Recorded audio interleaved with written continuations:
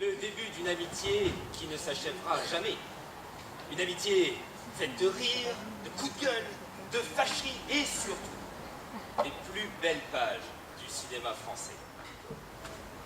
Cher monsieur Pagnon, je refuse de jouer Panis, ça je le refuse catégoriquement. Moi je ne suis pas Panis, je suis César. Je suis César et puis c'est tout. Et je vais être César parce que dans votre pièce, c'est César qui reçoit chez nous. Jouer César? Mais c'est le rôle de Panis que j'ai écrit pour vous. César n'est qu'un quatrième rôle. D'ailleurs, vous voyez, Jules, Panis n'a que 500 lignes de texte, alors que César n'en a pas 300. Oui, pour le rôle de César, vous n'avez qu'à l'étoffer un peu, hein, voilà, en ajoutant quelques lignes. Et en attendant de recevoir de vos nouvelles, je vous adresse un bonjour du pays des centaures. Rému. La distribution des rôles fut vite réglée. Faut que tu continues ta distribution dans ce genre. Pour son père, prends l'oreille. Pour Panis, un homme de Maubeuge. Pour Escarpefil, un homme de Sedan. Et pour le petit chauffeur, un homme de ligne. Et tu verras, ta distribution sera très bien. Mais attention, pas de choses boiteuses. Ou tous marseillais, avec le vrai accent. Ou alors tous du Nord, avec un accent d'exportation. Marcel Pagnol avait écrit une scène qu'il trouva finalement inutile et qu'il décida de supprimer. Cependant, Rému connaissait cette scène et l'a jugée exceptionnelle. Sans le dire à Pagnol, il l'a répétée avec les autres comédiens et l'a réintégrée, créant un effet incroyable sur le public. Elle restera l'éternelle référence de la trilogie marseillaise. Vous l'avez deviné, cette scène, il s'agit de... Voilà, la partie de cartes.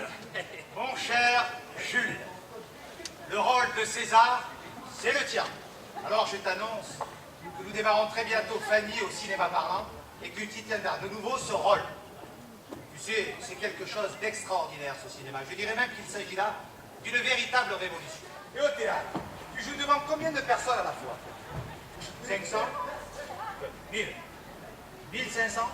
Mais avec le cinéma, tu joueras dans 10, 20, 50 ou 100 salles à la fois et le même soir, tu feras rire, pleurer, rêver sur les boulevards, sur la Canebière et à Tombouctou dans le même temps.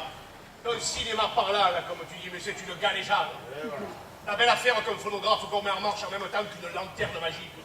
Ça ne sera jamais qu'une attraction foraine et au mieux, du théâtre filmé et mis en bois. Chaque soir sur la scène, on joue la même chose, oui, mais d'une façon différente. Tu modifies un peu les répliques, les intonations, tu joues autrement. C'est l'habitant qui fait ça. C'est aussi l'attitude. Parce qu'il se passe quelque chose chaque fois entre les acteurs. C'est pareil avec une jolie femme. Le soir tu la caresses, le lendemain tu la bouscules un peu, le troisième soir tu improvises quoi. Hein, bon. Le film commence par l'enterrement de Panis. Il aura tapé César, ce bourg de Fada. Bon, remarque bien, l'autre j'aurais pu te tuer à la première scène, hein, si tu n'avais pas pu tourner le film.